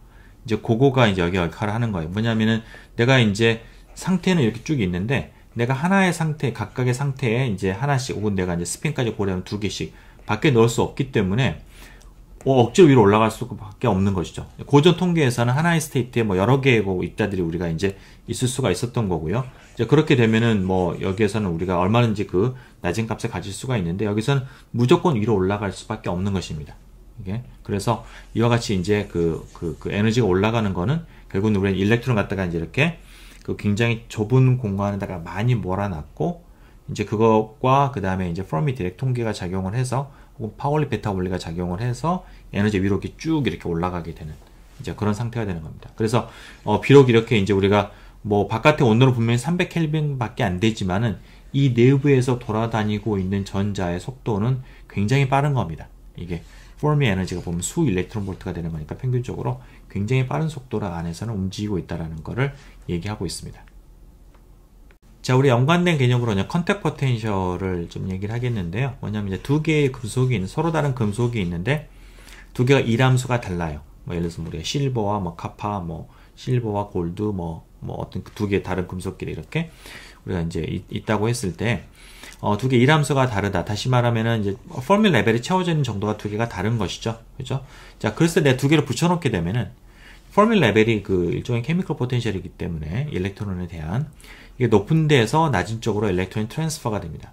이게 그래서 계면에서 우리가 어떤 여하튼 그 두 개 물질을 붙여놓게 되면은 그 둘 사이의 그 계면에서 전하 이동이 있게 되고요. 그래서 이람수가 작은 데서 큰 쪽으로 일렉트론 트랜스퍼가 있고 그것들이 어떤 전기장을 살짝 만들게 됩니다. 그러면서 내가 이제 그 전기장이 이제 생겼기 때문에 둘 사이가 이제 포텐셜이 딱 이렇게 이제 이게 맞춰지게 되고요. 맞춰지면서 둘은 어떻게 되느냐? 포밀 레벨이 동일하게 되는 거예요. 이렇게. 자, 그래서 이때 이제 빠져나가는 일렉트론은 굉장히 작은 게 있어요. 그러니까 이게 그 벌크 내부에서 뭐 통째로 뭐 1%, 2% 이렇게 움직이는 게 아니라 아주 미량이 거의 무시할 수 있을 만큼의 미량이 움직여서 계면의 전기장을 형성을 해서 맞추게 되는 거고, 그렇기 때문에 이제 우리가 이제 뭐 내부적인 일렉트론의 개수는 거의 변함이 없습니다. 거의 변함이 없는 상태에서 이제 포텐셜이 맞아지면서 혹은 이제 백큐엄 레벨이 달라지면서 포밀 레벨의 동일한 값을 가지게 되는 것이죠. 요게 이제 우리가 어떤 그 두 물질 사이에서 일렉트론 입장에서의 평형을 이루게 되는 겁니다. 그러니까 케미컬 포텐셜이 이제 달랐던 거가 이제 같아지게 되는 것이죠. 자, 그래서 이와 같이 두 개의 이람수가 다른 물질에서 붙였을 때 그 계면에서 접촉 부분에서 생기는 그 우리가 포텐셜의 차이를 갖다가 우리가 컨택 포텐셜이라고 얘기를 해요. 이런 게 있어가지고 이제 평형을 맞춰주게 되는 것입니다. 다음으로 우리가 이제 보존에 대해서 좀 보겠습니다. 자, 보존은 우리가 이제 특별히 파울리, 베타울리 이런 어떤 드라마틱한 효과들은 이제 없는 건데요. 이게 특징이 어떤 게 있었냐면은 우리가 앞에서 봤던 것처럼 온도가 낮았을 때 그 그라운드 스테이트 쪽에서, 왜냐하면 이게 포미 보스 아인슈타인 통계 자체가 보면은 익스포넨셜에 E-mu/kt의 마이너스 1분의 1이잖아요. 그러니까 이게 지금 빼기 1이고, 이제 요게 없으면은, 이게 없으면은, 그러면 이제 볼트만 통계가 되는 거고요. 마이너스 1이 있다라는 얘기는, 이게 에너지가 작은 쪽에서 빼기 1을 하면은, 이게 에너지가 작으면 1에 가까운 어떤 그런 값이 될 건데, 빼기 1을 했으니까 굉장히 작은 값이 될 거고, 역수를 취했으니까 굉장히 큰 값이 되게 됩니다. 그러니까 다시 말하면은, 보스 아인슈타인 통계는 온도가 낮았을 때, 그 낮은 에너지, 그라운드 스테이트에 채워지는 개수가 고전 통계보다는 훨씬 더 많아지게 되는 겁니다. 자, 그런 현상이 아주 온도가 낮았을 때 이제 우리가 드라마틱한 현상을 이제 보이게 되는데요. 그걸 우리가 이제 보스 아인슈타인 통계라고 얘기를 합니다. 이렇게. 자, 예를 들어가지고, 뭐냐면, 힐륨4. 자, 힐륨의 원자핵이 알파 파티클이었죠. 우리가 앞에서 몇 번 나왔었는데, 알파 파티클은 그리고 이제, 스핀 제로였어요. 여러분 앞에 테이블 보시면은, 이제 그 보존에서 예 중에 하나가 컴포지트 파티클로서 프로톤 2개와 뉴트론 2개가 있는 알파 파티클이 이제 스핀 제로 보존이 되는데, 그리고 추가적으로 일렉트론이 2개가 있죠. 힐륨이니까. 그건 각각은 또 스핀이 업다운 이렇게 1s 오비탈이 채워져 있잖아요. 고로 스핀의 합이 0이 되는 겁니다. 그럼 전체적으로 우리가 그 원자 핵도 이제 스핀이 없고 일렉트론 스핀도 없기 때문에 네트로 우리가 스핀 제로가 되는 그런 보존으로 우리가 생각을 할 수가 있어요. 힐륨 4 애톰을 갖다가, 이제 4라는 거는 프로톤 2개, 뉴트론 2개 있는 원자핵을 가지고 있는 힐륨이라는 얘기입니다. 자, 그래서 이거는 힐륨 4 애톰이 이제 우리가 이제 스핀 제로가 되는 보존이 되는데, 우리가 보통의 온도에서는 힐륨은 가스 상태죠. 이거 이너트 가스니까 이제 그냥 가스가 되는데, 온도를 낮추게 되면은, 이게 굉장히 온도가 낮아지게 되면은, 그들 간에 굉장히 작은 반데어발스 인터랙션이 작용을 해가지고, 그것들이 이제 갖다가 그 기체를 액체로 만들게 됩니다. 그 끓는 점이 얼마가 되냐면 4.2 켈빈입니다. 굉장히 낮은 온도죠. 예. 자, 그래서 그 이하에서는 힐륨 가스는 이제 힐륨 리퀴드가 되어 있는데요. 온도를 더 낮추게 되면은, 진짜 낮추게 되면은, 아까 말했던 것처럼 어떤 보스 아인슈타인 통계에, 그러니까 얘는 스핀 제로니까 보존이니까 이제 보스 아인슈타인 통계를 따르겠죠. 보스 아인슈타인 통계의 그 분포의 그 특이한 점 때문에, 다시 말하면 가장 낮은 에너지에 굉장히 많은 파티클들이 몰리게 할 수 있다라는 거. 그것 때문에 무려 전체의 그 10%나 되는 그 힐륨 애톰들이 가장 낮은 그라운드 스테이트로 쫙 모이게 됩니다. 이게 그걸 우리가 이제 보세-아인슈타인 컨덴세이션이라고 얘기를 하는데, 여러분 생각하면 이게 10%가 거기 있는 거는 글쎄 뭐 당연한 거 아닌가? 자, 우선은 볼츠만 통계보다 훨씬 더 큰 숫자가 되는 거고요. 큰 숫자 되는 거고, 이거는 뭐 거시적으로 우리가 이제 전부는 막 100%는 아니지만은 거시적으로 충분히 우리가 관측 가능한 양이 어떤 하나의 그라운드 스테이트에 있다라는 얘기인데, 자, 봐봐요.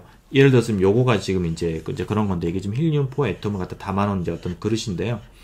이게 지금 이제 아까 말한 끓는 점 이하가 돼가지고 리퀴드가 됐고, 더 낮은 온도가 돼가지고 얘가 지금 이제 보세-아인슈타인 컨덴세이션이 되어 있는 상태가 되는 겁니다.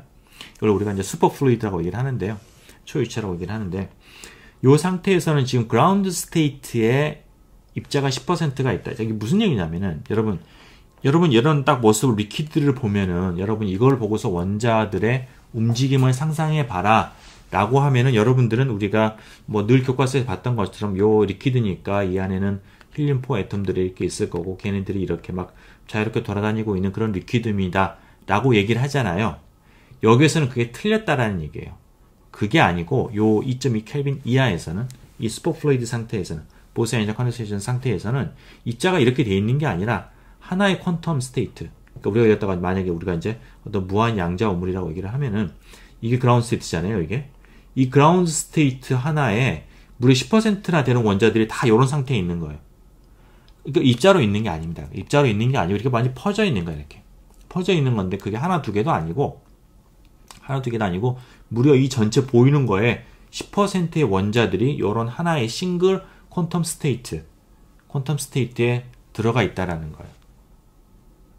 솔직히 말하면 상상이 잘 안 되는 겁니다. 여러분 상상할 수가 없을 거예요. 그 모습. 왜냐하면 너무나 우리는 어떤 고전적인 개념들, 액체에 대한 고전적인 개념에 우리는 사로잡혀 있기 때문에, 정말 얘네들이 정말 그런 스테이트에 그렇게 있다라는 게 우리한테는 전혀 감이 안 와요. 감이 안 오는데, 얘가 그렇게 됨으로써 이 유체가 가지는 물성은 우리가 알고 있는 그런 어떤 액체의 물성과는 전혀 다른 프로퍼티를 가지게 됩니다. 그래서 이걸 갖다 우리가 이제 슈퍼 플루이드라고 얘기를 하는 건데, 예를 들어서 어떤 게 있냐면은, 이 점성이 하나도 없어요. 얘는 점성이 하나도 없고, 그러니까 마찰 같은 것들이 거의 없는 거고요. 열 전도율이 거의 완벽하게, 거의 무한대의 열 전도도를 가지게 됩니다. 이게. 자, 뭐 그런 이유는 왜 얘가 그 하나의 스테이트에 컨덴스가 되면 그렇게 되느냐라는 거는, 여러분 좀 디테일한 건 다른 책을 찾아보도록 하고, 이게 쉽게 이해가 되는 거는 아닌 것 같아요.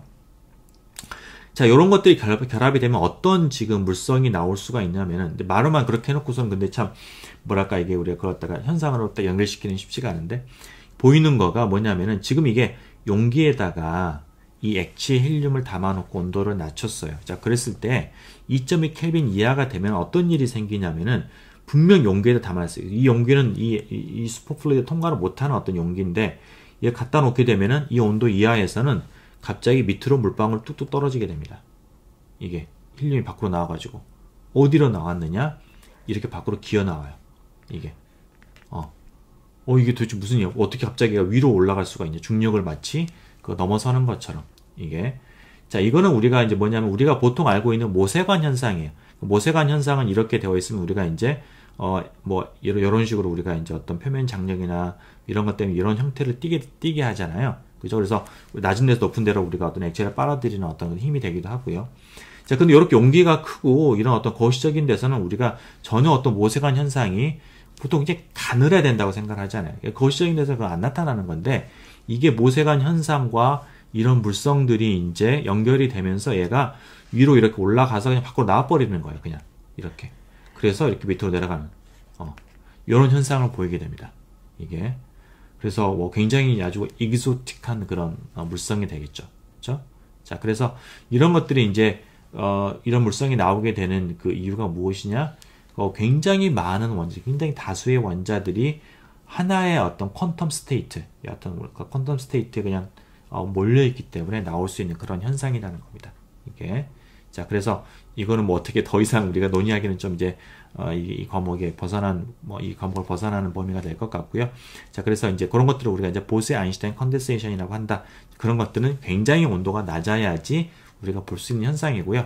실은 보통의 이제 우리가 뭐 상온에서는 우리가 뭐 별로 전혀 그런 것들의 효과를 우리가 보기는 어렵습니다. 반면에 앞에 했던 우리가 페르미 디렉 통계에 의한 어떤 페르미 가스는 이거는 그냥 상온에서 우리가 늘 우리가 보고 있는 그런 물성에 바로 나타나게 되는 것이죠. 그죠? 예. 자, 여러분 대망의 마지막 주제입니다. 레이저. 레이저는 Light Amplification by the Stimulated Emission of Radiation의 약자가 되겠고요. 여러분 뭐 교과서로 이렇게 자세하게 소개된 건 아니지만은 여러분들 여기에서도 그냥 간단하게 우리가 언급만 하겠고요. 여러분 좀 더 자세한 내용은 전문적인 내용은 뭐 다른 과목에서 배우시기 바랍니다. 자, 레이저라고 하는 것과 일반적인 빛과의 차이를 좀 설명을 좀 우선 하는데요. 자, 뭐냐면은 보통 우리가 단색광이다. 예를 들어서 여러분 LED 같은 여러분 신호등에서 나오는 뭐 그런 빛 같은 거 LED 우리가 앞에서도 설명했지만은 이제 어떤 뭐 PN 정션이나 그 같은 우리가 반도체 소자를 이용을 해서 일렉트론과 홀이 만나서 빛이 나오는, 그래서 에너지 준위가 일정하면은 우리가 일정한 색깔의 빛이 나오게 되는 것이죠. 그렇죠? 자, 그런데 그때 내가 일렉트론과 홀이 하나 딱 만들어서 빛이 나온다 라고 하면은 그 빛이 계속해서 나오는 건 아니겠죠. 어떤 일정한 사이즈의 어떤 빛의 펄스를 만들어냅니다. 일정한 길이에, 그죠? 하는 거기서 그래서 일정한 길이의 펄스가 나오고 또 다른 일렉트론과 홀에 또 이제 만나서 없어지면서 합쳐지면서 또 빛이 나오고요. 그죠? 그런 식으로 각각의 서로 다른 일렉트론과 홀이 만나서 빛들이 나오는데 그것들이 파장은 일정하지만은 그것들 사이의 페이즈, 위상은 그냥 랜덤한 거예요. 당연히 독립적인 사건들이니까 일렉트론과 홀이 만나는 거는 내가 항상 줄 맞춰서 내가 나오진 않겠죠. 그죠? 파장은 동일한데 위상은 서로 시작하는 점은 다를 수가 있다라는 거예요. 그죠? 자, 그래서 그와 같은 걸 우리가 이제 뭐라고 하냐면은 모노크로매틱한데, 그러니까 단색광인데 페이스가 서로 인페이스가 아니다. 인페이스가 결이 맞지 않다. 혹은 우리가 이제 incoherent, not coherent 하다고는 이제 보통 이제 많이 쓴 말은 incoherent 하다 라고 얘기를 합니다. coherent 하다라는 건 결이 맞다라는 얘기고요. 그게 이제 척척척척 맞아가지고 이렇게 높은 데서 높고 같이 낮고 이런 식으로 그렇게 가는 게 아니라 그냥 지 멋대로 이렇게 가고 있다라는 것이죠. 자, 반면에 우리가 레이저와 같은 빛은 어떤 특징이 있냐면은 마찬가지로 어떤 웨이브 트레인에 의해서 어떤 여러 가지 어떤 우리가 어떤 이벤트에 의해서 이제 빛이 나오게 되는데 그것들이 이렇게 따로 나오기는 하지만은 결이 맞아서 나오게 되는 거예요. 그래서 결이 맞아서 나와서 그럴 때 우리가 이제 인페이스다 혹은 이제 코히런트하다라고 얘기를 합니다. 자, 그래서 레이저는 우리가 이제 결이 맞는 빛이라는 거예요. 그러니까 우리가 녹색도 여러분들 그 신호등에서 보는 그 녹색과 레이저에서 나가는 녹색하고는 두 개가 이제 신호등은 이런 식이 되는 거고요. 레이저는 이런 식으로 나오는 겁니다. 자, 그러면은 어떤 그런 빛들의 차이는 무엇이냐? 레이저는 여러분들 레이저 그러면 여러분들이 가장 많이 떠오르는 건 레이저 포인터죠. 뭐냐면은 빛이 안 흐트러지고 안 퍼지고 계속 어떤 우리가 그 사이즈를 유지하면서 안 퍼지면서 나간다라는 거예요. 그런 특징들이 이제 얘네들 빛이 인페이스로 나오기 때문에 우리가 가능한 것입니다.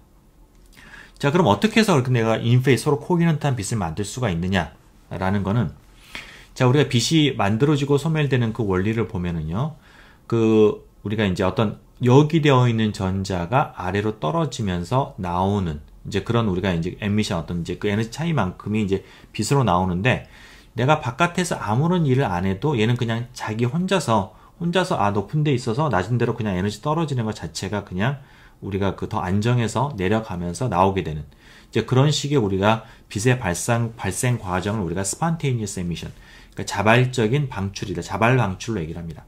자발 방출. 그러니까 바깥에서 무슨 일을 내가 너 내려와 이게 아니라 그 혼자 위에 있다가 난 내려가야겠어라고 해서 그냥 내려가서 빛이 나오는 것이죠. 반면에 우리가 이제 absorption 그러면 바깥에서 이제 그 에너지에 맞는 차이에 맞는 빛이 들어오게 되면은 그만큼 위로 이제 에너지가 올라가는 게 이제 흡수 과정이 되겠고요. 자, 요 두 개가 우리가 이제 많이 보고 우리가 이제 주로 이제 얘기를 하는 그런 빛의 생성과 소멸의 과정이 되겠는데, 그거 말고 레이저에서는 또 다른 어떤 현상을 이용을 합니다. 그게 뭐냐면 stimulated emission이라는 건데, 얘가 빛이 떨어질 때 그냥 혼자서 가만히 있다가 나 내려가겠어 하고 떨어지는 게 아니라 옆에서 뭔가 하나 슉 지나갑니다. 친구가 딱 지나가. 그래, 그러면 나도 따라서 강남 가야지. 난 따라서 PC방 가야지. 뭐 그런 식으로 얘가 그 옆에 거를 이제 그 자극을 받아서 지나가는 다른 빛에 의해서 자극을 받아서 그것 때문에 떨어지면서 나가게 되는 그런 stimulated emission이라는 게 또 있습니다. 그러니까 spontaneous emission은 주변에 빛이 없는 상황에서도 얘가 그냥 자발적으로 나오는 거고요. 이거는 빛이 있을 때 빛이 지나가면서 갔다가 휙 흔들어주면서 떨어지게 되는 거예요. 이때 나오는 빛은 stimulated emission으로 나오는 빛은 내가 처음에 그걸 자극했던 빛하고 결이 맞는 빛이 나오게 됩니다. 아무래도 좀 그럴 것 같죠. 왜냐면 얘 자극을 줬으니까 나오는 것도 비슷한 어떤 결이 맞는 것들이 이제 나오게 되겠죠. 뭐 그런 것들은 우리가 그런 과정들은 다 이제 양자역학적인 계산으로 다 우리가 이제 보일 수 있는 부분이 되겠어요. 자, 근데 여기서 문제는 뭐냐면은 이 spontaneous emission, 그러니까 전자가 위로 올라가면은 이 굉장히 빠르게 떨어집니다. 거의 나노세컨드 이내로 그냥 조금만 시간이 지나도 그냥 바로 떨어지기 때문에 이게 뭔가 주변에 지나가기를 기다리면서 얘가 기다리고 있는 애는 거의 없는 거예요. 그렇죠? 자, 그래서 이런 우리가 비교적 천천히 그냥 뭐랄까 레벨을 두면은 좀 그래도 비교적 오래 있는 어떤 이제 그런 상태가 여기 존재해야 되는 거고, 거기에다가 내가 일렉트론을 많이 갖다 놔야지 확 흔들어졌을 때 내가 따라 내려오면서 우리가 이제 이제 어떤 이런 코헤런트한 빛을 만들 수가 있는 겁니다. 자, 그래서 우리가 예를 들어서 어떤 이제 물질에 따라서 이제 그런 스테이트들을 가지고 있는 물질들이 있어요. 이게 그런 것들이 레이저에 우리가 이제 어떤 물질로 쓰이는 건데, 그래서 예를 들어서 이제 3레벨 레이저다라고 하면은 이제 우리가 이제 어떤 그라운드 스테이트가 있고 위쪽에 스테이트가 이제 두 개가 있는데, 그 중에서 아래쪽에 있는 게 메타스테이블. 다시 말하면은 얘가 떨어지는 그 시간이 보통 말하는 그런 우리가 그 spontaneous emission 이 시간보다는 훨씬 더 긴 어떤 더 긴 라이프타임을 가지는 그런 상태가 있습니다.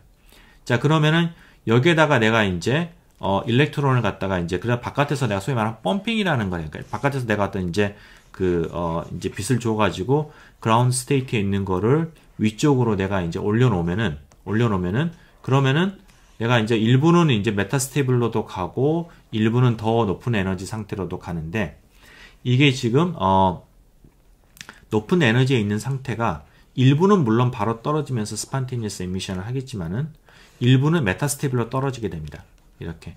자, 그러면서 이 메타스테이블한 이 레벨에 비교 상당히 많은 그런 전자가 여기에 이제 축적이 되게 되는 거예요.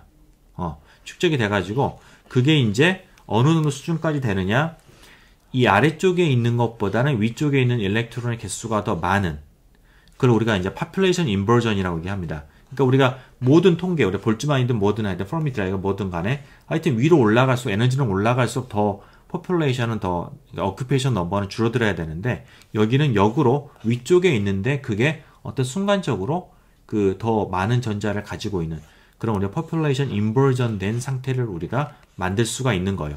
펌핑을 해가지고. 이렇게. 자, 그러면 이런 상태에 이제 만들어 놓게 되면은 내가 여기에서 이제 바깥에서 어떤 충분한 양의 빛이 들어오게 되면은, 그러면은 그때 이제 여기에서 이제 어떤 우리 코헤런트한 빛이 이제 우수수수 나오게 되는 것입니다. 자, 그래서 레이저는 보통 이런 구조를 이제 가지고 있어요. 그러니까 이런 우리가 메타스테이블 구조를, 메타스테이블 레벨을 가지고 있는 어떤 그런 이제 물질이 이제 안에 있고, 그 다음에 이제 빛이 나오는데 여기다 미러를 놔가지고 안에서 빛이 계속 증폭이 되도록, 그러니까 왔다 갔다 하면서 코헤런트한 빛이 이제 한 번에 나가는 게 아니라 안에서 이제 반사가 되면서 좀 축적이 되는 거죠. 그래서 세야지, 바깥에 흔들어주는 것도 좀 세야지 우수수 나올 수 있으니까. 그래서 코헤런트한 빛들이 막 안에서 이제 이렇게 만들어지고 또 자극하고 또 펌핑해서 또 올리고 이러면서 이제 빌드업되고, 그 중에 일부가 이제 밖으로 나온 걸 우리가 이제 쓰고 있는 겁니다.